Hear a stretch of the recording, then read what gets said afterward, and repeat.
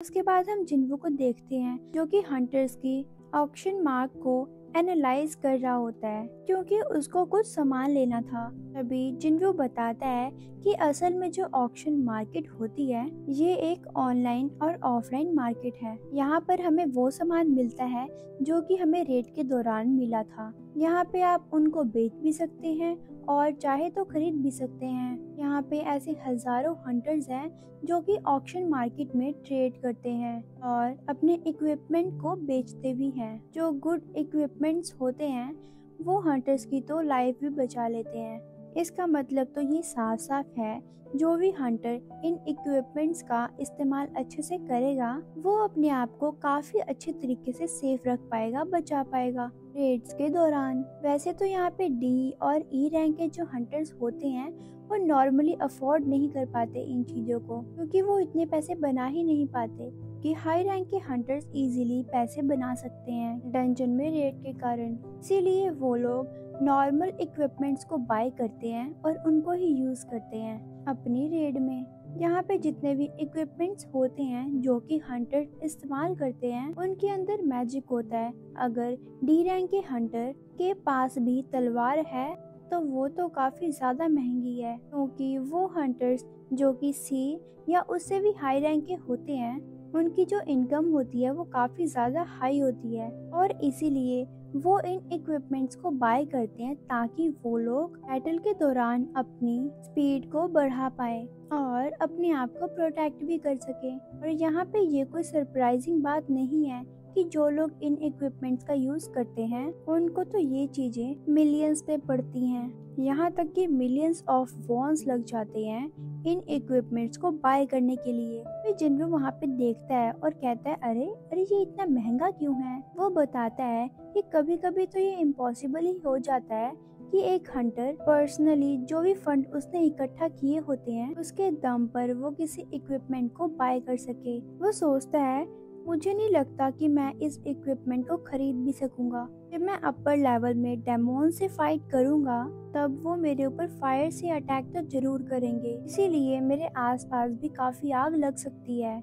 इसीलिए मुझे यहाँ पे कोई ना कोई इक्विपमेंट तो लेना ही पड़ेगा ताकि मैं आग से बच सकूं। जब मैं डायमंड कैसल के अंदर उन बीस्ट से फाइट करूंगा वो तो मेरे ऊपर आग फेंकेंगे, तो मुझे ऐसा कोई इक्विपमेंट लेना ही पड़ेगा जिसको मैं पहन लूं और वो मुझे आग से प्रोटेक्ट करे। तभी जिन्वू अपना शॉप ओपन करता है अपने सिस्टम में। तभी वो सोचता है कि शायद मुझे शॉप से कुछ बाय करना चाहिए, लेकिन उसको वहाँ पर कोई भी बेहतरीन चीज नहीं मिलती है जो कि उसको चाहिए थी क्योंकि उसकी शॉप की जो लिमिट है वो तो अभी कम ही है। और वो कह रहा होता है कि जैसे जैसे मैं लेवल अप करूँगा तो मैं और भी सामान ऐड कर सकता हूँ। तभी वो कहता है यहाँ पे जो आईटी फैक्ट है उसको यहाँ पे मुझे सेल कर देना चाहिए। उसके पास यहाँ पे एक आइटम था जिसके बारे में वो सोच रहा था अगर वो इस चीज को बेच दे तो उसे काफी अच्छे खासे पैसे मिल सकते हैं। तभी जिन्वू ये भी सोचता है कि मुझे इस चीज को ब्लैक मार्केट में तो नहीं बेचना चाहिए क्योंकि ये आइटम इलीगल नहीं है। लेकिन आखिरकार मैं उन लोगों को क्या ही बताऊंगा कि मैं ये आइटम कहाँ से लाया हूँ क्योंकि मेरी जो रैंक है वो तो ई रैंक हंटर की है और वहाँ पे तो लोग देख के हैरान हो जाएंगे कि आखिरकार ई रैंक के हंटर के पास इतनी पावरफुल आइटम आई कहाँ से और ये लाया कहाँ से है। तो लोग इसके बारे में बात तो जरूर करेंगे और वो मेरे ऊपर शक करने लग जाएंगे। इसीलिए मुझे थोड़ा इंतजार करना पड़ेगा जब तक कि मेरा एस रैंक के हंटर का लाइसेंस ना आ जाए। उसके बाद मैं ए रैंक के गेट के अंदर जाके अपने आप को रिकॉर्ड करवा लूंगा। उसके बाद मैं इस आइटम को बेचूंगा तो कोई भी मेरे ऊपर शक नहीं करेगा। लेकिन हाँ, अभी तो मैं एक ई रैंक का हंटर हूँ, इसीलिए हाई रैंक के हंटर्स भी मुझे अपनी टीम में ज्वाइन नहीं करवाएंगे।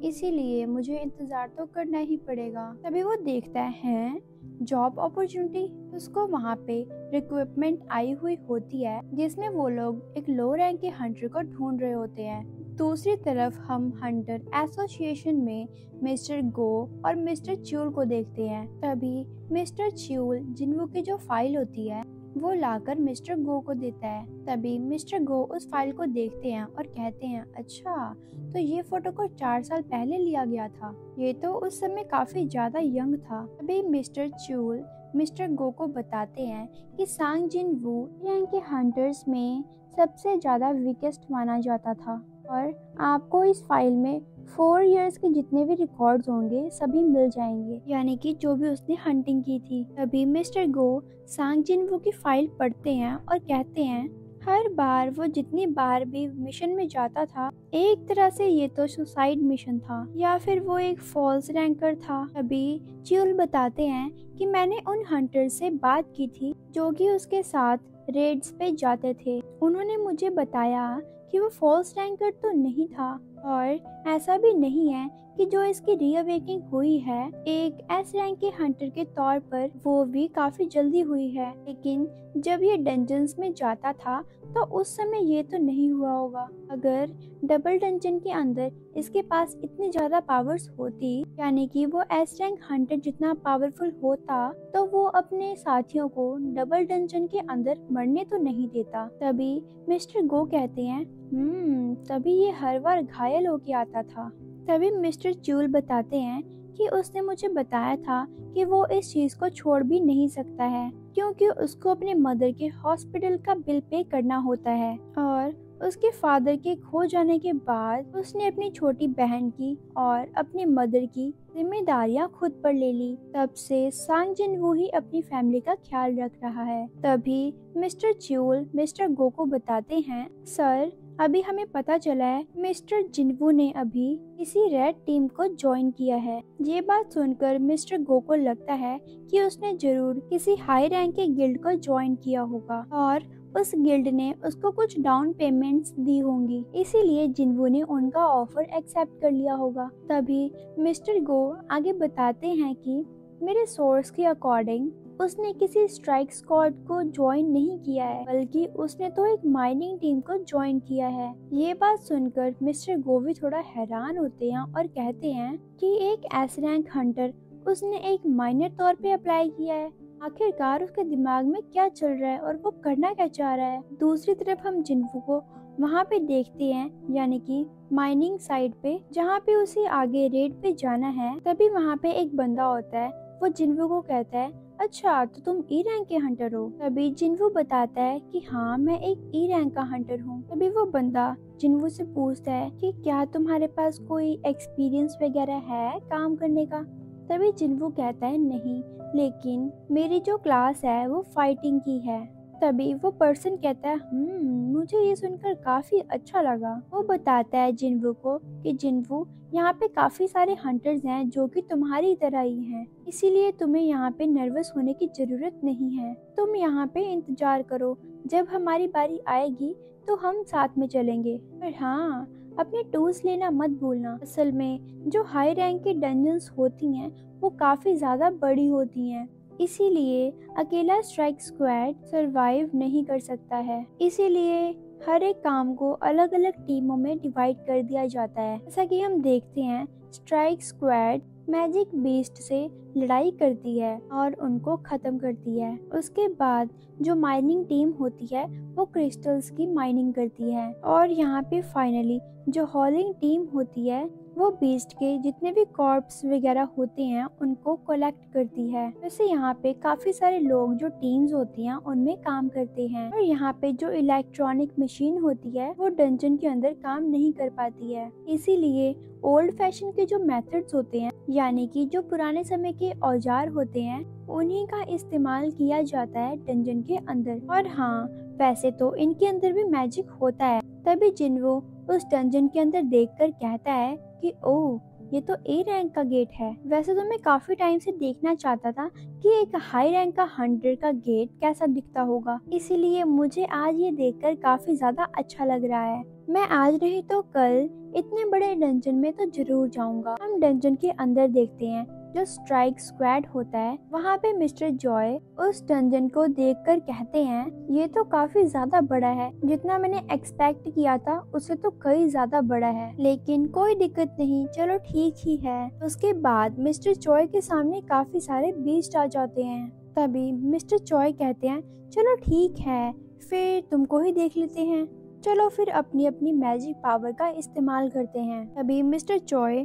अपनी मैजिक का इस्तेमाल करके काफी जोर से उसकी तरफ फायर फेंकते हैं। तभी मिस्टर चॉय कहते हैं कि मैंने अपनी फायर का यूज करके इस पूरे डंजन में अपनी फायर फैला दी है, लेकिन मुझे ये नहीं पता कि ये डंजन कितना ज्यादा गहरा है। लेकिन हाँ, अभी तक जितने भी बीस्ट यहाँ पे होंगे वो सब के सब खत्म हो चुके होंगे। तभी यहाँ पर माइनिंग टीम का जो बंदा होता है वो यहाँ पे कहता है कि आखिरकार यहाँ पे कितना टाइम लगेगा। तभी वहाँ पे जो व्हाइट टाइगर गिल्ड का चीफ होता है वो कहता है ऐसे तो ऑलमोस्ट सब कुछ फिनिश हो ही चुका है और वो लोग तो बाहर भी आ रहे होंगे, हम तो तुम्हारी पूरी टीम की सेफ्टी चाहते हैं। तभी वो बंदा कहता है हाँ चलो ठीक है, वैसे भी तुम मुझे ये लाइंस 3 बार बोल ही चुके हो। तभी वो लोग देखते हैं जो स्ट्राइक स्क्वाड होता है वो वहाँ से बाहर निकल रहा होता है। तभी लोग अनाउंस करके बताते हैं कि माइनिंग टीम अपने अपने जो इक्विपमेंट्स हैं सभी लोग उसको इकट्ठा कर लो, आखिरकार हमारी बारी आ ही गई। जिन्हो भी देख रहा होता है कि स्ट्राइक स्क्वाड में से कौन आता है, आखिरकार कौन कौन सा मेंबर है स्ट्राइक स्क्वाड का, क्योंकि ये जो स्ट्राइक स्क्वाड होता है वो कंट्री का सबसे बेस्ट स्ट्राइक स्क्वाड होता है। तभी जिन्हो कह रहा होता है कि अच्छा भाई जल्दी बाहर आओ, मुझे देखना है कि वो कौन है। उनको देखने के बाद जिन्हो तो अपना मुंह ही छुपाने लग जाता है, मिस्टर चॉय उसको यहाँ पे ना देख ले। उसके बाद वहाँ पे जो सेकंड कमान होता है उनको काम दिया जाता है। तभी वो लोग अंदर जाने लग जाते हैं। तभी यहाँ पर जिन्हो एक दूसरी गर्ल हंटर को देखकर कहता है ओह ये जरूर हंटर गिल्ड की वाइज मास्टर होगी, आखिरकार इस दुनिया में इतनी वुमेन्स होंगी जो कि इसकी तरह ही पावरफुल होंगी। तभी वो कहता है जहाँ तक मुझे लगता है ये मिस्टर चॉय की तरह ही पावरफुल होगी या शायद उससे भी ज्यादा ताकतवर होगी। फिर जिन्हो यहाँ पे अपनी एक स्किल यूज करता है जिससे वो ये जान सकता है कि वो सामने वाला पर्सन कितना ज्यादा पावरफुल है। उससे ये पता लगाने की कोशिश करता है कार ये कितनी ज्यादा पावरफुल है, कितनी ज्यादा ताकतवर है। शायद इसका जो लेवल होगा वो चेयरमैन गो जितना भी हो सकता है। भी चेन जिन्हो की तरफ देखती है, वो यहाँ पर किसी ताकतवर इंसान को सेंस करती है लेकिन उसको वहाँ पर कोई भी नहीं दिखाई देता। तभी वो कहती है क्या ये सिर्फ इमेजिनेशन थी, क्योंकि मुझे कुछ सेकंड्स के लिए ऐसे लगा कि चेयरमैन गो वहाँ पर थे, लेकिन ना ही वो मुझे दिख रहे हैं और ना ही उनका कोई वहाँ पे सबूत है। और वैसे भी वो यहाँ पर कैसे ही आ सकते हैं, वो तो काफी ज्यादा बिजी इंसान है, बिना नोटिस के तो वो यहाँ पर आएंगे ही नहीं। हालांकि यहाँ पे वो जिन्हो को नहीं देख पाती क्योंकि यहाँ पे काफी सारे मेंबर्स थे माइनर टीम के और उसे यहाँ पे लग भी नहीं रहा था कि इनमें से कोई ताकतवर हो सकता है। तभी जिन्हो अपने मन में कहता है कि इसकी सेंस काफी ज्यादा शार्प है, जितना मैंने एक्सपेक्ट किया था उसे तो कई ज्यादा। उसके बाद यहाँ पे जो माइनर टीम का लीडर होता है वो सभी को कहता है सभी लोग तैयार हो जाओ, अब हमारी बारी है, तो चलो सबके सब अंदर चलते हैं। जिन्हो यहाँ पे बताता है कि जो ए रैंक का डंजन होता है वो काफी ज्यादा अजीब होता है। गेट के अंदर से जो माना वेव्स निकल रही होती है उसको मेजर किया जाता है, उसके हिसाब से ही किसी गेट को रैंक दिया जाता है। गेट की रैंक इस चीज पर निर्भर नहीं करती कि उस डंजन के अंदर कौन से रैंक के मैजिकल बीस्ट पाए जाते हैं। जैसे कि एक हाई रैंक का गेट वो काफी सारी माना वेव्स को रिलीज करता है और उसका जो साइज होता है वो तो काफी ज्यादा बड़ा होता है। इसका मतलब गेट की जो रैंक होती है वो सिर्फ 2 चीजों पे निर्भर करती है, एक तो उसका साइज और दूसरा उसका माना लेवल। लेकिन हाँ, अगर यहाँ पे लो रैंक के मैजिक बीस्ट काफी सारे होंगे, उनकी जो माना वेव्स होंगी वो तो काफी ज्यादा निकलेगी, लेकिन उनकी माना वेव्स इतनी भी ज्यादा नहीं होती है कि वो ए रैंक के हंटर को टक्कर दे सकें। वैसे जो लो रैंक के बीस्ट होते हैं वो कभी कभार बी रैंक के गेट के अंदर मिल जाते हैं, लेकिन ए रैंक के गेट के अंदर ऐसा नहीं होता है। ए रैंक के गेट के अंदर तो बस हाई रैंक के बीस्ट ही पाए जाते हैं। और इस डंजन के अंदर से जो मुझे फीलिंग आ रही है वो तो मुझे काफी ज्यादा अलग लग रही है। तभी वो कहता है अरे नहीं, ये तो मुझे कोई विंड लग रही है, लेकिन ये तो माना वेव्स हैं क्योंकि इस डंजन का बॉस इमिट कर रहा है। भी कुछ लोग जिन्हो की तरफ देखते हुए बात करते हैं और कहते हैं क्या तुमने ये बात सुनी है कि ये तो एक ई रैंक का हंटर है। तभी वो बंदा कहता है क्या एक ई रैंक के हंटर को हायर कर लिया। अभी वो दूसरा पर्सन कहता है, हाँ भाई मैंने तो ऐसा ही कुछ सुना है, लेकिन मुझे नहीं पता कि ये सच है कि झूठ, लेकिन मैंने तो ऐसा ही सुना है। अभी वो पर्सन कहता है कि कार हमारे लीडर को क्या हो गया है, वो कैसे कैसे पर्सन्स को यहाँ पे ऐड कर रहा है। अभी वो पर्सन कहता है उसको कि तुम्हें लगता है एक ई रैंक के हंटर के पास इतनी स्ट्रेंथ होगी कि यहाँ पे अगर कोई गड़बड़ हो गई तो वो कुछ कर भी पाए।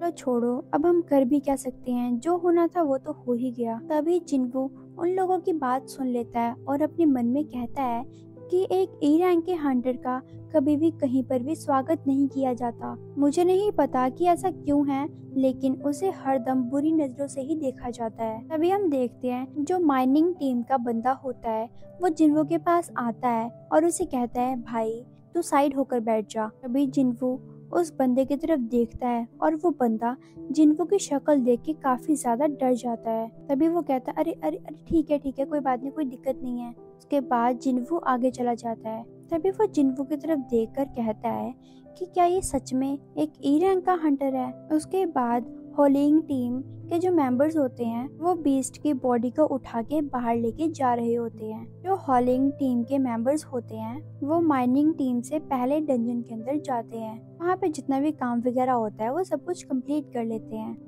होलिंग टीम से पहले ही जो स्ट्रैक स्क्वाड होता है वो डंजन के अंदर एंटर हो जाते हैं। का मतलब डंजन के अंदर सबसे पहले स्ट्राइक एंटर करता है।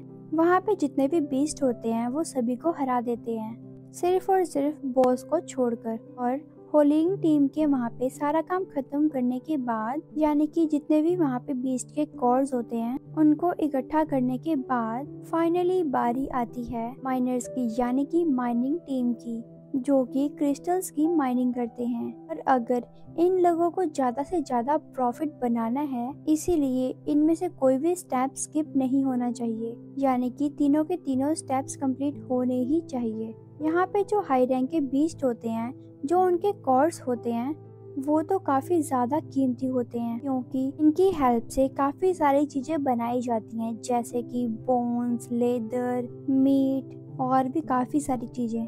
ये सब के सब हाई रैंक के जो बीस्ट होते हैं उनकी हर एक चीज कीमती होती है, इसीलिए उनके किसी भी पार्ट को छोड़ा नहीं जाता। हाई रैंक के गेट के अंदर जो भी कुछ होता है वो सब कुछ इकट्ठा कर लेते हैं। यहाँ पे सिर्फ यही अंतर होता है, जो लो रैंक के बीस्ट पाए जाते हैं उनमें और हाई रैंक के डंजन्स में जो बीस्ट पाए जाते हैं उनमें। अभी जिन्वू आगे देखता है, वहाँ पे जो बहुत ही बड़ा एक बीस्ट होता है जिसको कि कोर्स टीम के जो बंदे होते हैं वो उसको रस्सी से बांध रहे होते हैं ताकि वो उसको बाहर लेके जा सके। इसके बाद जिन्वू आगे बताता है, डंजन के अंदर से एक बार हर एक चीज इकट्ठा कर ली जाती है, के बाद बॉस को हरा के गेट को क्लोज कर दिया जाता है। और यहाँ पे जितने भी स्टेप्स होते हैं उनको सभी को कंप्लीट करना पड़ता है, तभी आप कह सकते हैं कि आपने एक हाई रैंक के डंजन को क्लियरली कंप्लीट कर लिया है।